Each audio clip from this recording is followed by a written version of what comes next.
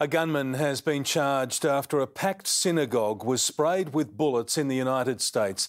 11 people were killed and 6 injured, including 4 police officers.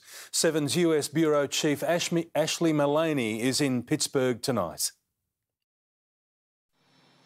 Synagogue on the Sabbath. Multiple gunshots are heard from the lobby. Torn apart by terror. They are being attacked. Attacked because of their faith, murdered in a hate-fuelled firestorm, one of the deadliest attacks on the Jewish community in US history. Today the nightmare has hit home here in the city of Pittsburgh. The nightmare started just before 10 a.m. Robert Bowers boasting, "Screw your optics, I'm going in," on social media, before allegedly storming the synagogue with an assault rifle and 3 handguns. The 46-year-old unleashing a 20-minute rampage, shooting 4 police officers who tried to end it. We are pinned down by gunfire. He's firing out of the front of the building with an automatic weapon. Before they shot him. Be advised, we have a suspect negotiating surrender at this time. Veteran police shaken by what they found afterwards. It's a very horrific crime scene.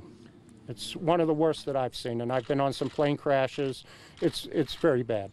Investigators now building the profile of an accused killer, scouring Bowers' digital footprint, social media accounts filled with hate speech and a stream of anti-Semitic ramblings. Where you have disturbed minds with hate in their heart and guns in their hands. President Trump was quick to condemn today's shooting, describing it as a wicked, evil act of violence. He's called for the death penalty for Robert Bowers, but reignited the gun debate by claiming armed security at the synagogue might have saved lives. Isn't it a shame that we even have to think of that inside of a temple or inside of a church? But certainly the results might have been far better. His daughter Ivanka, a Jewish convert, tweeting, "America is stronger than the acts of a depraved bigot and anti-Semite." The Jews have endured terrible persecution. They've gone through a lot. And those seeking their destruction, we will seek their destruction. Squirrel Hill is a historic Jewish neighbourhood. Of the Pittsburgh's 50,000 Jews, half live here. The feeling that you get when it hits right close home, it is unimaginable, you know. Unimaginable. The beating heart of the Jewish community left broken. And Ashley Mullaney joins us now from Pittsburgh. Ashley, what's the next step for this accused killer? Good evening, Peter. Well, charges have been laid against Robert Bowers, America's latest accused mass shooter, among them 11 counts of murder and obstructing the exercise of religious beliefs under the country's hate crime laws. Now, Bowers is tonight under police guard in hospital. His victims expected to be named tomorrow after a day of worship here in this quiet Pittsburgh town turned to a day of mourning. Peter? Thanks, Ashley. A day of joy and celebration has turned to sorrow after a man armed with a semi-automatic rifle and 3 handguns stormed a synagogue in Pittsburgh, killing 11 people. Adding to the anguish, President Donald Trump declared the temple should have had an armed guard. Robert Penfold reports.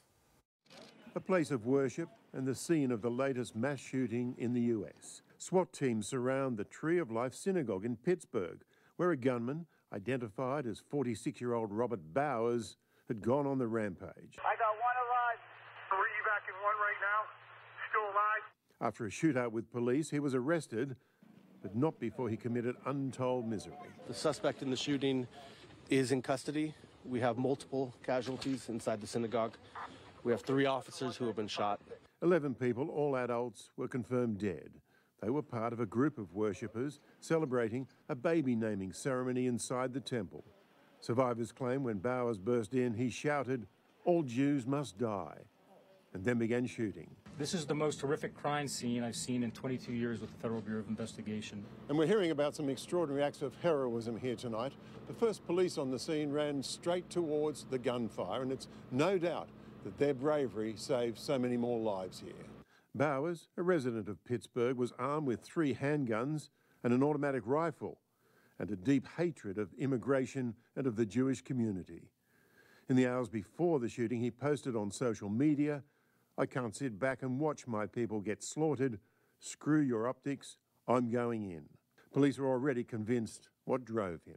Members of the Tree of Life Synagogue, conducting a peaceful service in their place of worship, were brutally murdered by a gunman targeting them simply because of their faith. Israel was quick to react. I was heartbroken and appalled by the murderous attack on the Pittsburgh Synagogue today.